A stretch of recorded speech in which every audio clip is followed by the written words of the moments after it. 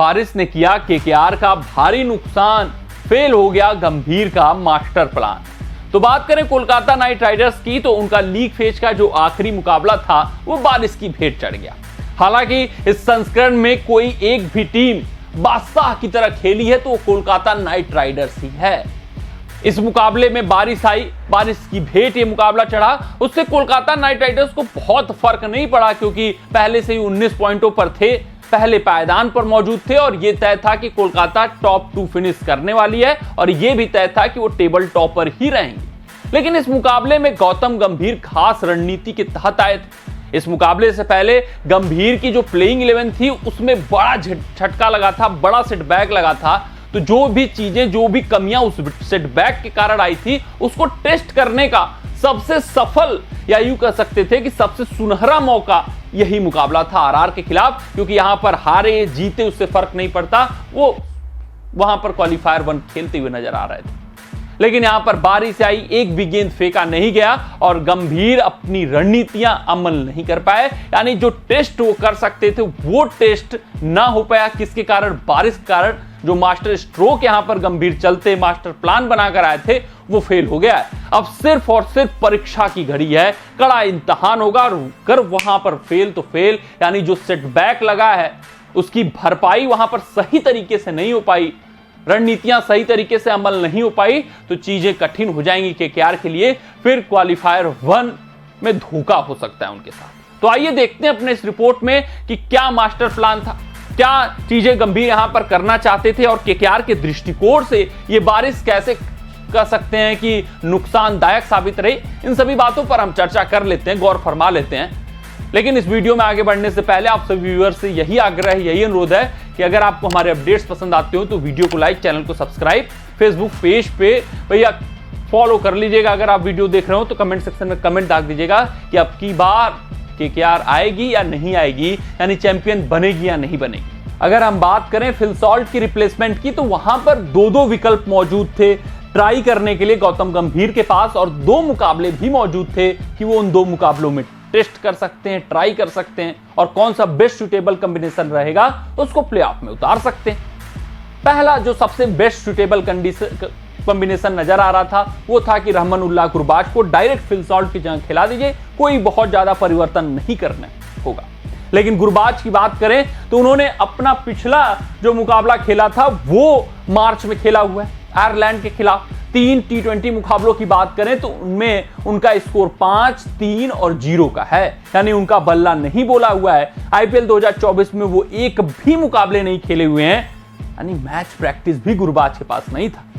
तो गुजरात टाइटंस के खिलाफ उनको खिलाने का प्रयास गौतम गंभीर करने वाले थे, उनको खिलाते, फिल सॉल्ट को बैठाते बाहर, गुरबाज को टेस्ट करते कि क्या ये मेरा कॉम्बिनेशन सटीक है, क्या गुरबाज भारतीय कंडीशन के लिए सुटेबल हैं, क्योंकि पिछले संस्करण में 1-2 मुकाबले छोड़ दें तो गुरबाज का बल्ला नहीं बोला था। उसके बाद केकेआर ने उनको बाहर बैठाया, जिस कारण से जैसन राय आए और राय का बल्ला बोला और राय ने बहुत ही समा बांधा था पिछले संस्करण में।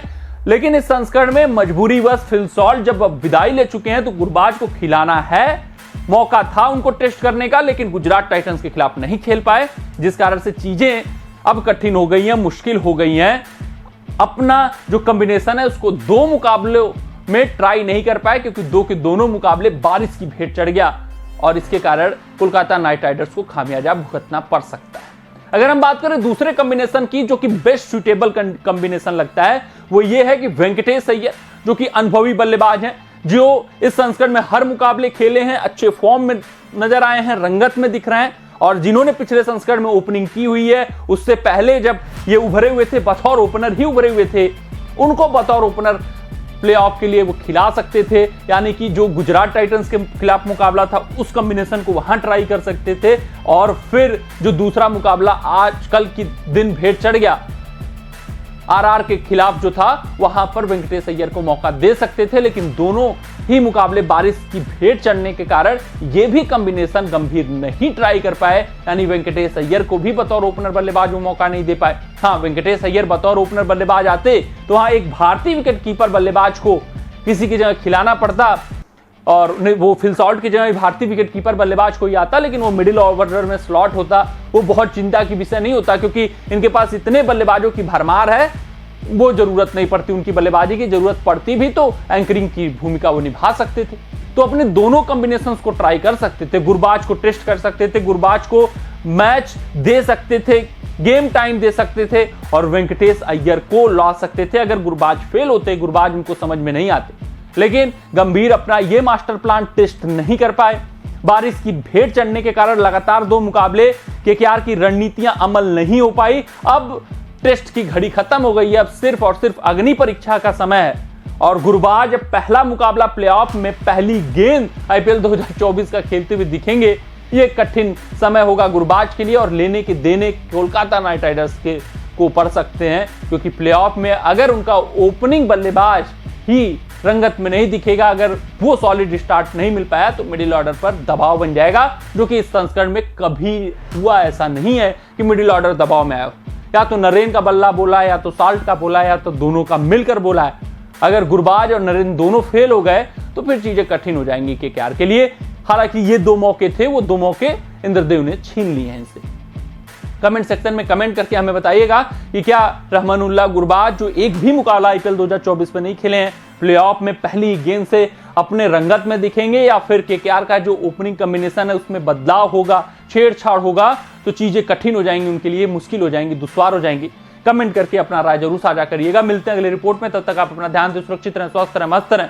जय हिंद, जय भारत। अगर ये वीडियो आपको पसंद आया हो तो इसे लाइक और शेयर करें और क्रिकेट से जुड़ी अन्य जानकारियों के लिए हमारे चैनल को सब्सक्राइब करना ना भूलें।